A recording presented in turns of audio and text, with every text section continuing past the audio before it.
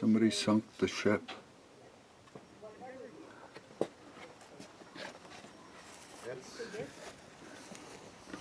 I mean, whether you're having an act of faith and Okay, we're on. You're filming. You're on. This is live. There's Eric live. Live. Saturday Serena night. Nazareth from Montana. yes, sir. Woohoo! Turn down the heat. All right, we can do this in Montana. And just to reiterate what somebody had said, you know, here we have the wearing the shirt with the covered palm branches for. They said you can't do Sukkot in Montana. What was it? A week ago there was 4 feet of snow nearby. The other side of the hill. Yeah, just the other side. But it was the mountains were white and a little fell here, and now it's 60 plus and the sun's It's out. been this all week. Yeah, and it's the last great day, because next few days might be snowing again. They say it's supposed to rain maybe tonight, and who knows? But hey, That's fine. That's we've fine. had Welcome to the incredible, mountains. blessed time of weather and getting together and working out in the yard, doing whatever we felt like doing, taking the drive up in the hills for the whole week of Sukkot. 2019, this is. Anyway, I think this is a really great thing that just happened the other day. So somebody had recommended, hey Jimmy, somebody had recommended that we watch this TV show called Drain the Oceans. And they have this new gadget where once they've located a certain area where they think a shipwreck is, this thing can go down and scan and make a three-dimensional, so it looks like the water's drained off and you can just see the shipwreck or whatever it is you're looking for, specific to, you know, wood or metal, or so it isolates just the thing, and it's like the water's gone and you can see the actual shipwreck or the whatever treasure you're diving for perfectly clear. It's amazing. This show is just amazing. And there's a number of them. I guess it's been going on for a couple seasons. A couple seasons with episodes. So where these guys have gone is, you know, the Black Sea, the Mediterranean, the Caribbean, Florida Keys, North Atlantic. They found this one ship, World War II. The Russians were actually paying the British $270 million worth of ingots of gold. And the armored car, as it were, that was shipping, that was moving this gold was this heavily armed warship that went down. I mean, even this great armored vehicle, bottom of the ocean, and it sat there for what, 50, 60 years, and they finally sent divers down, and they had to cut open, and it was in a vault with other ammunition, and they were saying, boy, if we do the wrong move, this whole thing could blow. But they were able to get it out, and they said, boy, this is the greatest, the biggest haul anybody's ever found. Well, there was another Dutch ship that had gone down that they found with all kinds of stuff. A Spanish galleon off the Florida Keys that had sunk, dumped a lot, just millions of dollars worth of silver coins, gold and silver ingots that they had melted down from what they had looted from South America back in the 1700s. A hurricane hit it and scattered this stuff all along the ocean floor, 7 miles, and they were able to, with this tool, find exactly every place where the treasure had busted out from the hull of this ship and then scattered in another place, so they were able to, they knew what was on that ship because it's historical record. So they were able to find exactly where this stuff is, and it's just amazing to see. And you know, the thing about this treasure that they're finding, it's blood money. You know, what did it take to get that gold and silver on that Spanish ship? They had to kill millions of native South Americans. Where'd they get it? Well, that was worshiping their deities in these temples, Peru, Mexico, Guatemala, Venezuela, wherever they were, and then, well, where did they get it? Well, they had to have whips on the back of the miners, and they were digging it out. If you could follow true. the life of this silver ingot, which now at the bottom, which is the one guy spent 15 years looking for one ship, and they finally found it. They took this device down and they show it all. Millions and millions of dollars spent, even to recover that Russian gold that was being sent to Britain during World War II. What are you going to do with this gold? Hey, it's a golden ingot. You can't take a slice of it and go buy some potatoes if you're hungry, or a hamburger. It can only stay in that ingot, or they could melt it down and stick it in the Vatican and, making some other big monstrance or something worth $10 jillion. But what do you do with this? I mean, you can do ornamentation. If you get it down small enough, you can make parts of computers. There it has a practical value, or maybe something you'd stick on a Hubble's telescope, if there is such a thing, to go out there into outer space. And it's like, but what I'm saying is, the greatest treasures of these shipwrecks that we have is blood money and or worthless for practical value for us. Right. And even if you found a golden ingot, it's illegal to keep it. And what are you going to do? Put it on the shelf. Hey, look, I got me one of them. Or form it into some idol. Hey, look, now it's a statue of whatever, which the scriptures tell us not to do. And it's like, but there's this fascination with shipwrecks that we just have. Treasure hunting, which I think is just kind of, maybe not every human, but certainly a lot of humans have this fascination with sunken treasure. We opened up the screenshot of this video showing a sunken ship helm. It's got the handle stick. It's got a hub, and it's got another circle, and then it's got basically, typically there's, I think, 8. Yep. And you grab these handles for steering.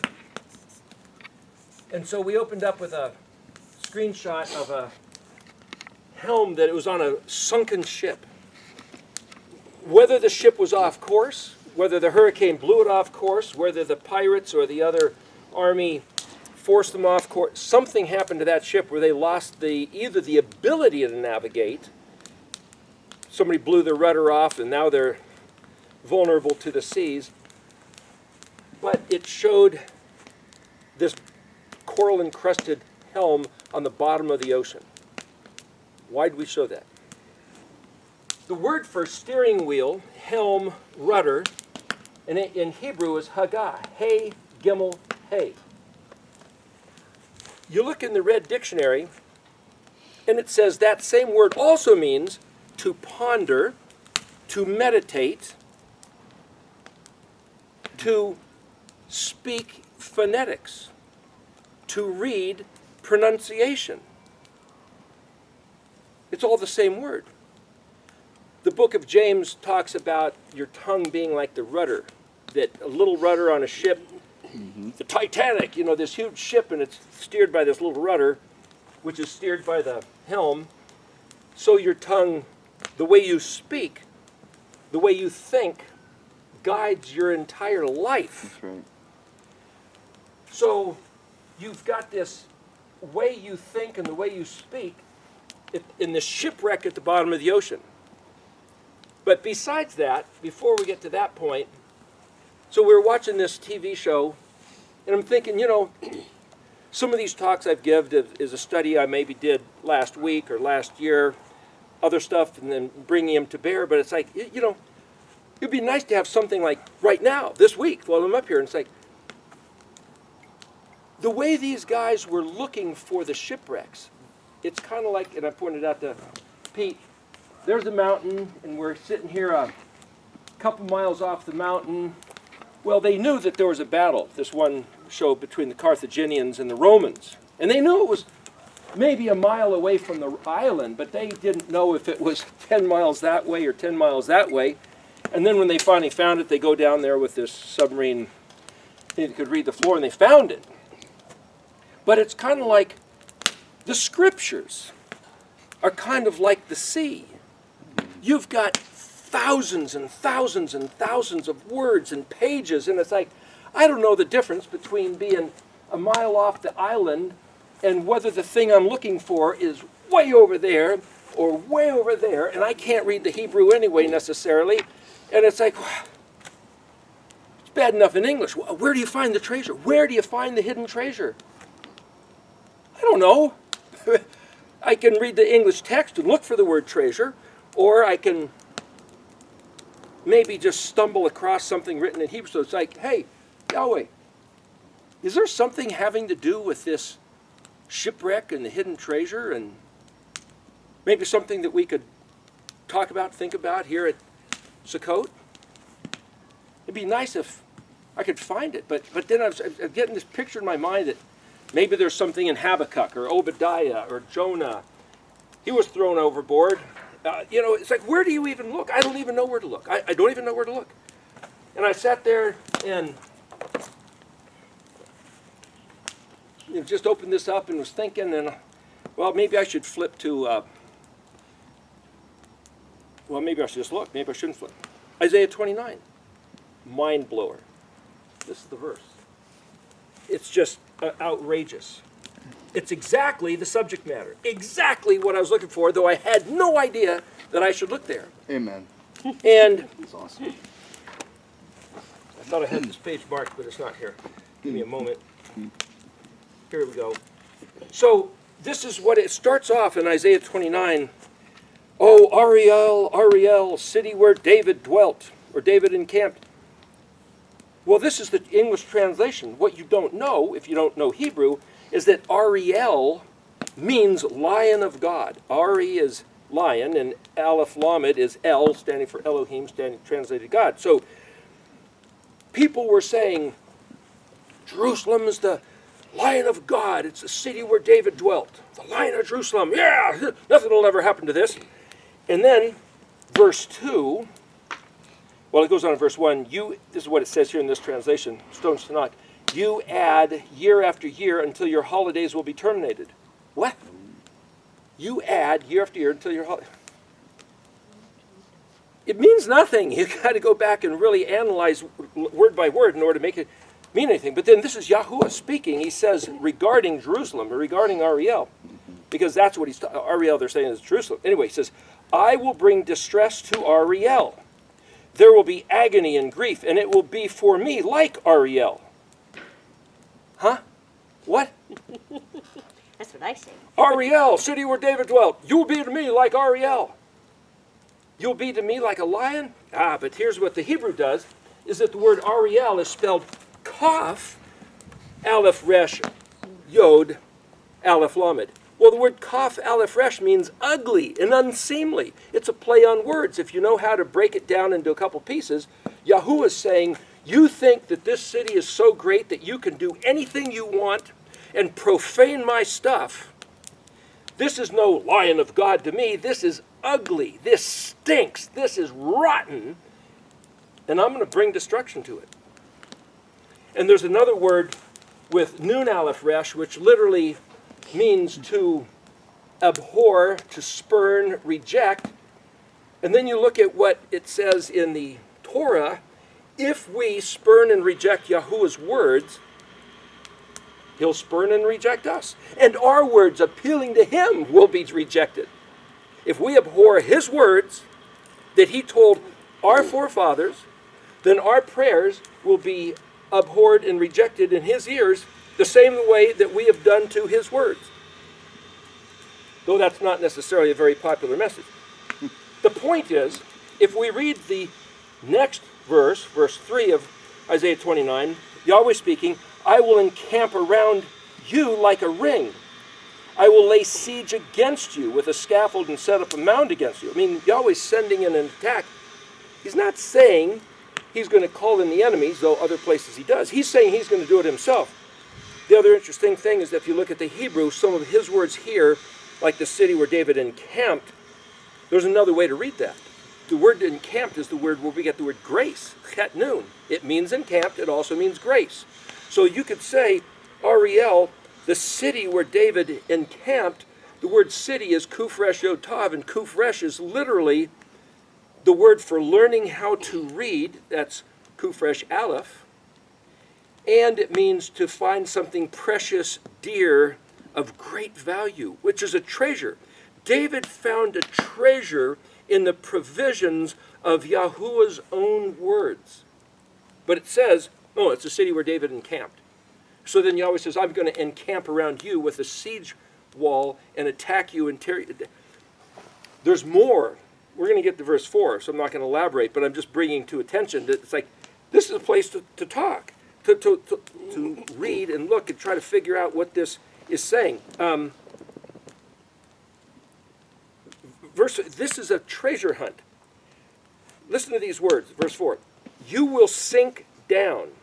From the ground will you speak. That's archaeology. Downtrodden from the dust will your speech be. Like a ghost from the ground will your voice be. A ghost ship is a shipwreck. It's a ruined, wrecked, rotting hulk of a bygone era, sometimes centuries, sitting there decomposing like a ghost. And yet he's saying, your voice will emerge. It's the study of ancient Hebrew.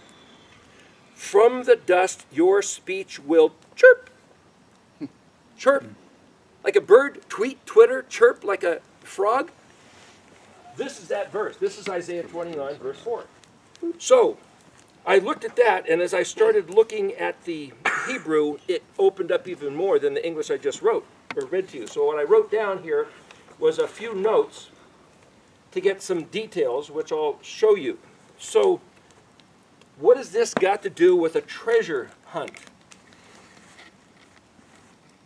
This word here is SH, and then this is a P or an F, and then this is L. So that's where we get the word shuffle. This is actually the word dachshund, like the dog. Low, and like if somebody's shuffling their feet, they're poor, they're distraught, they're dejected, they're in pain. It means all those things. Put to shame, sunk, lower to the bottom. This is the word sunk, like a sunken ship, lowered to the dropping down to the bottom. Which is why it's dachshund, because he's the low-down dog, low-down dirty dog. That's one of the worst insults you could give a Western guy. You low-down dirty dog. That's shuffle. I'm trying to give you pictures to hold on to, so just you learn the language. This word here is literally ma'aret. So aretz is earth. And when you have a mem prefix, it means from or at, or it can mean away from. Or in this case, if it's away from, it's like there's a picture of the earth, something buried, low down, sunk, and it's coming out. Well, that's what Drain the Ocean's picture is all about. The whole show is this picturing, speaking from the deep. So this whole section here, these two words is a picture of a sunken ship.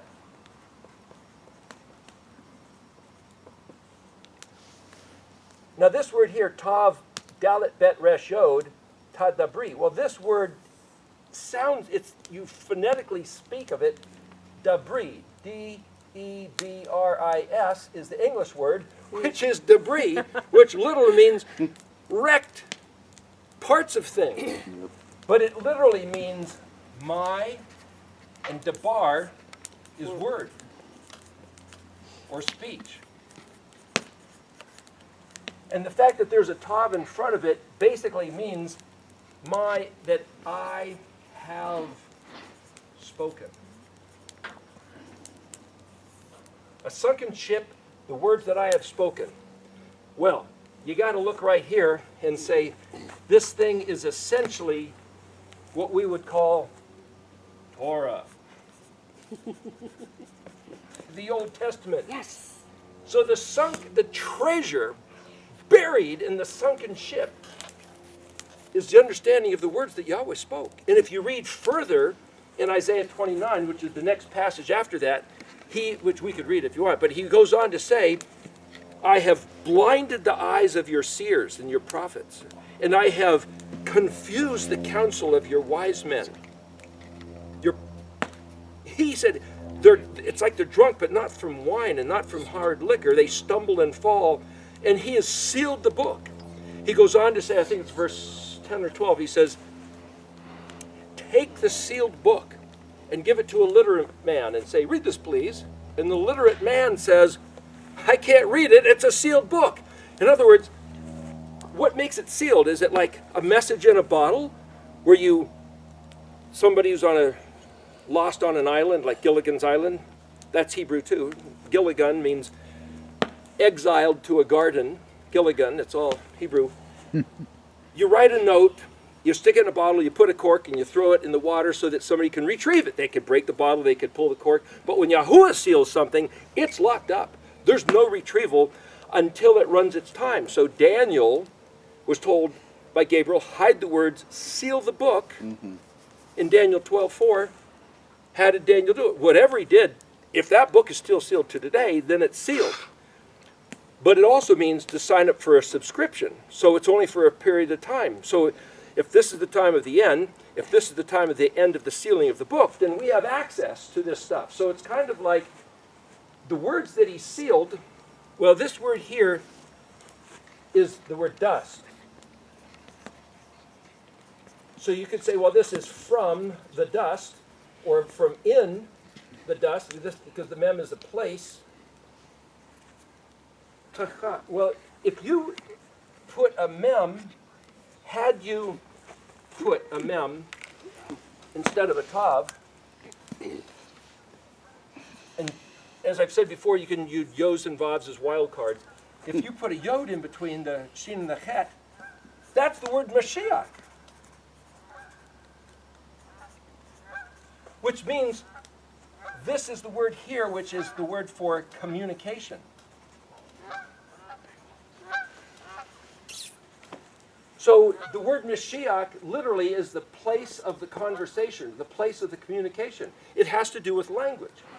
And this is you, and this being the tav either in the beginning or the suffix has to do with basically either will as a future thing or have, which is the past tense. And this word amer is kind of a synonym with debar. And it basically means, I'll write in green since it's a synonym, that it basically is word or speech. But amer is basically almost like picture of antlers. It's also this fine, high utterance. It's a declaration. So this is a majestic declaration, actually.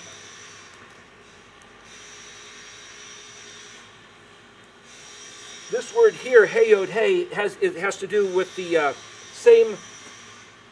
If it was yod hey vav hey or aleph hey yod hey, anything with hey yods and vavs all has to do with the verb to exist. This is the word where we get the word ghost. But it's also in the dictionary sorcerer, necromancer, one who conjures up the dead spirits. Oh, we're not supposed to do that. Medium, one who's in contact with the dead, and it's like the word like is this letter kaf, is a prefix. Like a ghost, it didn't say it is a ghost, it says like a ghost. So if you look at the Red Dictionary, it says what this mean is to bring something back to life, long lost from the dead. That's what we're doing right now. We're Hallelujah. finding the words from the long-lost depth of the dead of this Paleo-Hebrew, which literally hasn't been used since the days of Daniel, 500 BC era. When Ezra came back out of Babylon with the Torah to teach the people that went back to Jerusalem, when Cyrus gave them leave from their captivity, it was with the modern flame letters. This pictographic thing hasn't existed for 2,500 years. So here we're taking a shipwreck of Yahweh's words and bringing them back to life. Amen. To find the world's greatest treasure. So this is the word from the earth. Again, ma'aretz is the same word as up here. This is the word for Again, when there's a cough at the end, it's you. See, there's a cough at the end there and the cough there. Or your. And this word kol is literally voice. So we were talking about kol son, right? Voice. And it could be the sound of a trumpet. It could be the sound of thunder. It could be the sound of hearing his words in the script. It's just your voice. Whose voice? Is that our voice or is that his voice? That's where you have to go back after you've figured out what these words mean and find out who's speaking, because I've found in the Hebrew sometimes it jumps around, and so when you get an English publication, the translation, like in Stone's Tanakh, on the footnote on the side they'll say, oh, this is Elohim speaking, and now here's Israel responding, or now here's somebody. It's like it jumps around all over the place. In English, if I wrote that on a paper when I was in grade school, I'd get all these red circles and notes from the teacher, and it's like, yeah. Hebrew is just horrible when you try to, Jim and John went to the store and he bought he who. I remember the teacher writing that sometimes. He who, you have to identify. That's what we do in English. Hebrew doesn't do that. So it might disturb you, but I'm just telling you, that's part of the way they did things back in the sunken ship days. It'll disturb you, but that's just what it is. The other word for dust is this same word again, from the dust. So I'm trying to show you exactly how I do my studies. This is exactly the process. So then I'll sit there and I'll say, well, this is the same word as that. So, okay, so now I'm getting all these lines. It's like, whoa, it's like, I can go back afterwards and I can just see how everything fits together like a puzzle. This word here is exactly the same word, again, amer-ta-ka. Amer-ta-ka. Look at that. It's exactly the same spelling. This is the critical word. So it's interesting that this is zadi pei and then zadi pei again. So if you're looking up a word, you could say, well, that's a two-letter verb root because it's repeated. Now, you might get zadi pei, zadi vav pei. So quite often you'll see the word repeated. Maybe they'll stick a vav or a yod in between, and then you could look up zadi yod pei, and you could look up zadi vav pei, and you could look up zadi pei hey, or zadi pei aleph. Those are all suffixes, and then I could put zadi pei nun, because nun is a suffix. But all of a sudden, when you do this and you look in the dictionary, zadi pei nun isn't a suffix. Zadi pei nun is its own word. It's zephin, where we get the word Zephaniah, and it means hidden treasure. This literally means hidden treasure. And this word here is translated to chirp and tweet, which is the chirp, chirp, chirp, or a little like a smoke alarm going off, or it's something which is unintelligible. It's somebody making some noise. Maybe it's even a dog barking. But the interesting thing is if I wrote zadi pei, that's that word, resh, and then dalet ayin, zafarda, that's the word frog. And the word dalet ayin literally is the word that means knowledge. And this other word then, zephyr,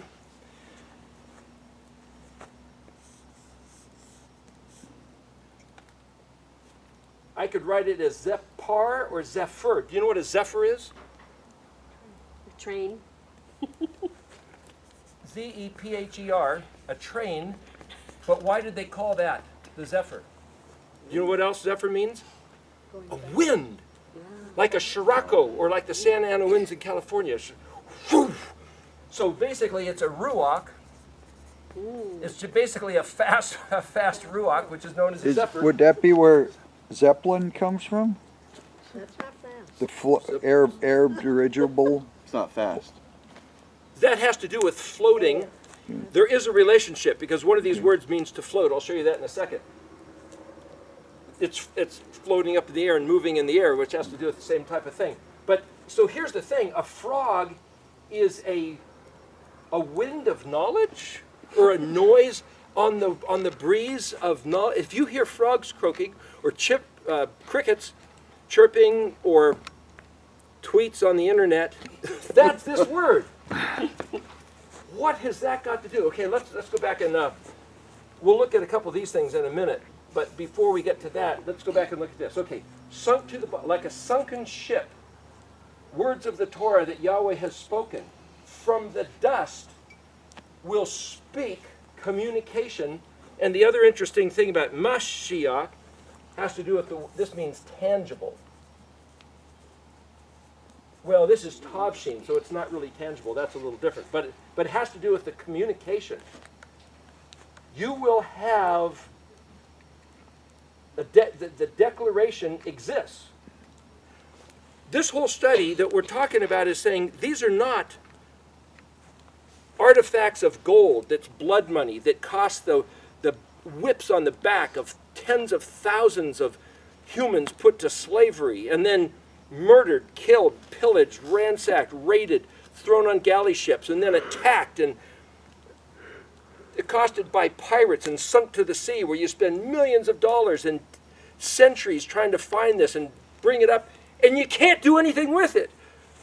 This treasure is living words of the covenant of truth, and they're still alive. That's right. And so it will exist like a ghost being brought back from the dead. The interesting thing about this word dust, because it's going to speak from the dust, this word ayin pei is to flutter like an eyelid.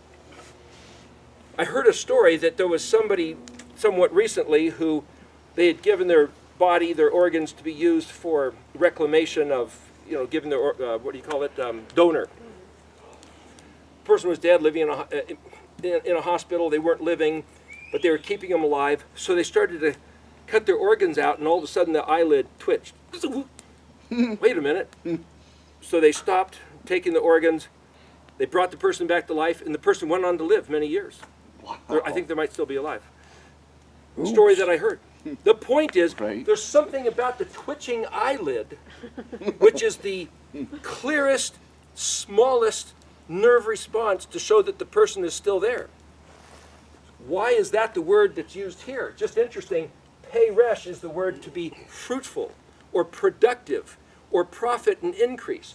So there's this little twitch of life that shows that there's still fruit, life within this. Though we think it's a sunken ship, that his words are no longer worth anything, but the life is that they're still as vital and active. It's just that he said he was going to sink the ship of Ariel. Ariel, Lion of God. Ariel was the flagship of Israel, Jerusalem. It was the grandest castle, and Yahweh says, I'm tearing the thing apart. I'm going to bury it in the dirt. But there's coming a day when, speaking from the dirt, the communication of what he said, this means, the aleph prefix, I will, and memresh is bitter. You could read this, that you have found to be bitter. The thing that we rejected because it was bitter was the very thing. I heard a story that the very pond, the bitter waters of the lake of what they call Meribah, they call it Memresh because that was the word for bitter. When the Israelites were in the Exodus and they came out of Egypt, they probably had all kinds of intestinal parasites, bacteria, all kinds. Bitter water, what are you doing? Really big rebellion. And he said, all right, look, take that plant, throw it in the water, and it became sweet. And back in the late 60s or early 70s, I remember hearing about this, that somebody found that lake, and they said there's so many minerals in the water, you can't drink it, it's too bitter. But had they drinking it, it would have killed all the parasites off. But there was a plant that still grows there, and if you throw it in, the minerals sink to the bottom, making the water sweet, but then it no longer has the medicinal value. And it's still there, even in the 60s. The point is, that's like what the Torah is. It's bitter. Oh, what do you mean I can't do anything on Saturday? What do you mean I got to stay home and I can't go party and play and work and, hey, get overtime? It's like, his Torah is healthy, remedial for what ails us, the parasites that are within us. If we do what he said, we'll be healed. The word for the Hebrew language is shin, pei, hey, shapha.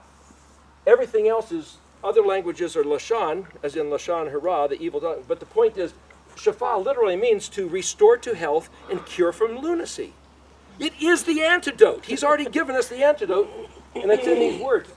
And coming back to life from the depths of the earth, your voice, and from your voice, whose voice? And from the dust, you speak knowledge. Chirping, twittering, what does this mean? I see this as him telling us, put it back in our mouth. Your voice, you speak. I gave it to you, it's been lost, bring it back to your mouth. That's where the treasure is. Yes. So the interesting thing about these various words here literally mean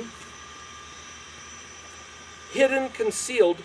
The word hey, zadi, pei, hey literally means sunk in the ocean. It's exactly this. So I'm seeing this here, and then I'm finding it readdressed here. Of course, this is zadi, pei, but the derivative is hey. I can put the hey prefix in front of it. So it's hey, zadi, pei, hey. So what I'm saying is if you put other prefixes and suffixes, you'll find this thing, which is this incredible treasure hunt. Zadi, vav, pei literally means float to the surface. The whole idea of drain the ocean, Right. we can't drain the Bring ship it to up, light. but we can drain the water off and look at it. That's what doing this Paleo-Hebrew reverse engineering is. It means it also is the word for honeycomb or cause to flow. There you get the idea of the Zeppelin, floating through the air. And then you get the word zadi, vav, pei, yod-tav, which is just a different suffix. It means, it's the name of two different birds, a honeysucker and a sunbird. And then if you take zadi, vav, pei, zuf with a noon, it's the word for nectary. It's the place of the nectar. This is the place of the nectar of life. Hallelujah. Mem, zadi, pei, vav, noon, me, zaphon, literally is the word for treasury or hidden treasure. If you take the word zadi, pei, it means spy, foresee, observe, or keep watch. The word zadi, vav, pei with a hey is watchman, seer, prophet, and scout. So,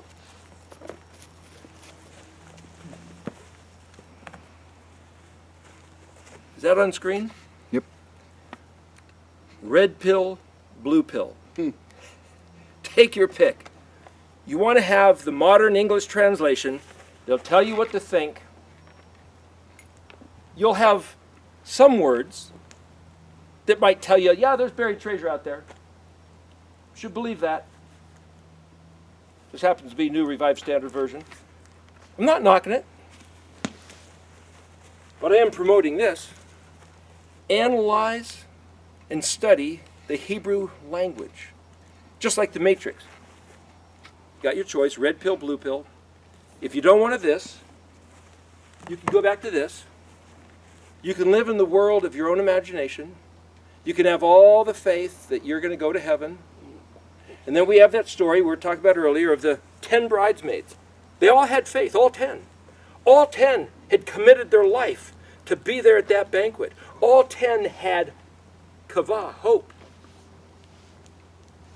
All 10 were prepared, had answered the invitation, and yet they fell asleep. It wasn't their fault they fell asleep. The bridegroom delayed his coming.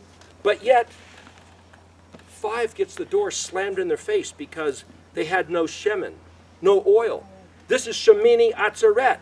Shemini is translated 8, but it also means my oil. Atzeret is the word for stoppage, as we were discussing earlier. It's the day that he told us, according to his Torah, stop working and gather together. Mikra Kodesh, the word Mikra, is to learn how to read. Bring an assembly and learn how to read. That's the word Kara, as in Vayikra. And the word Kara has to do with, it's in another part of this chapter. It's not in this verse. This is just verse 4. It's to have something suddenly regarded as precious, dear, of great worth. It's the hidden treasure. The word makra, learn how to read Hebrew at a festive gathering, is the world's greatest hidden treasure, which is way more valuable than $270 million of gold ingots that nobody can do anything with. Right? This will restore our sanity, our health, Israel, the world, and Yahuwah's own. He's been waiting for this. There's a verse in Song of Solomon, that's another matter. In the translation that I see in there, he himself has been eagerly, yearning, anticipating the day when his people could be done with that 2,730-year curse and come back to his language and speak his words to him. Imagine. That's what he desires. That's his treasure, is to hear us speak his words to him, his language, from all our heart, with real meaning, with real fervent intensity of, we're not just doing some liturgy, we're expressing reality. Amen. And it'll cause reality to happen. Hallelujah. Praise Haggah, the broken navigation, whatever sunk that ship, is the very thing that'll bring the ship back to life. you. Wow. Haggah. Just like Mashiach. We watched that video from Ehud Benai, Hebrew man. Think about it. The greatest minds that have ever been on the earth. Abraham, Moshe, David, Isaac and Jacob, the leaders of the 12 tribes, Yeshua himself, all spoke the language of the Hebrew man. There's something about that language. I'm not saying that if you speak Hebrew, you'll go to heaven, and if you don't, you won't. It has nothing to do with it. It has to do with buried treasure, proper steering, pleasing him, and having that oil, whatever that means, however that fits into that parable. Sheep and goats, separation made. Wheat and tares, growing together, separation made. 5 of the bridesmaids get in and 5 don't. It would behoove each one of us to know what that means. Anyway, is there anything else you guys want to say before we shut this off? I don't think so. That was awesome. That was Yes. wonderful. That would be something that people can go back and look at many times and understand, hopefully, to understand what you're doing here. You're not pushing anybody into anything, but if they want to go deep and check out a verse, check out a word, boy, this is You will really find the treasure. only way to do it. Amen. So just to have Yeah. one last thing before we end here, just to have one last thing of having his words in our mouth.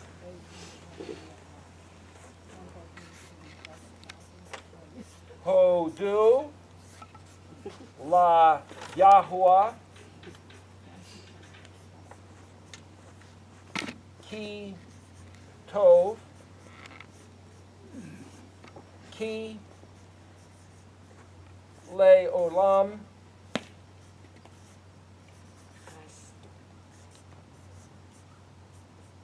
chaz do. Psalm 136. Where else did you find it, Pete? When is it? 106 it starts, and there, and I found it in other places too. It seems to be a pretty common phrase for It's all over. Yes. what did we learn today? Yahuwah Elohi. Hodu. Lamed means unto. And then I use the vowels, the 4 letters YH, that's Yahweh. Ki, Tov, Ki, Le, that means forever. I write the Chet as CX, Chaz, Do. And remember, this means kindness, or tender loving kindness, but Chet is a fence. And this word sod is secret. Because forever, the secret that he has buried behind the fence or in the shipwreck or in the Torah, he's got it locked up. But it's still forever. The hidden treasure where there's life and usefulness is that his kindness has retained it forever. And if we go back to his words, This word tov, this is a full basket. That's a house. You could say a container. The basket's full. This word tov, it's still full. It's a container. And this is the secret. And if this is a fence, it could be the shipwreck, it could be the language, it could be the sefer, the book. It's any kind of enclosure put around it. Just because other people don't agree with this and don't like it, doesn't mean it's not true. His words carry his stuff. So you guys want to say it? It would be good to note that in 136 it's said 22 times. Oh, is that what it says? Well, I mean, it's you say that, and then there's the next verse, Oh, right. and then you say that again, and This there's is the next. everlasting. Just for what it's worth, this is the word hodu, right? This is the R letter H, this is the O sound, and this is the D, and that would be the U, and you're reading this direction. Where it says 10 men will grab a hold of the wing or the kanaf of one Ish Yahudi and say, let us go with you, for we have heard that Elohim is with you. It's Shamanu Elohim Amkam. We hear, we listen to Elohim just like you, in league with you, as your kinsman, your family. So it's a corrupted translation. Oh, we have heard God is with you. Here, can we hang out so that we can get some of the crumbs that fall off? And it's a picture, if you read the translation, it's almost like the 10 men of the nations. Well, that's like Christianity. That's like Israel, the lost tribes. That's like the Goyim. The Goyim are going to find a Jewish man and say, oh, we've heard God's with you. I disagree with the translation. I think it says the 10 men do represent the lost tribes, but because we have come back to the words of Yahweh Eloheinu, Yahweh our Elohim, we see one Ish Yahudi, whether it's a Jewish man, it's a man who does hod, give praise, thanks, regarding the glory and splendor of Elohim, to confess your sin and send out reverb and echoes across the face of the earth. It's one who gives him acknowledgement of the truth and starts the ripples going of the regard of his stuff. And when any of these 10 men find one other guy, whether he's an Ish Yahudi or anybody who hodes, it's like, hey, let's go with you. We Shamanu Elohim Amcham. We Shema Elohim as you do. Let's go together. We're compatriots. That's what I think this verse is about. Want to say it together? Hodu la Yahweh ki tov ki leolam chazdo. Amen. Shalom Aleichem. Shalom Peace be with Aleichem. you. Say good night, Eric. Good night, Ariel.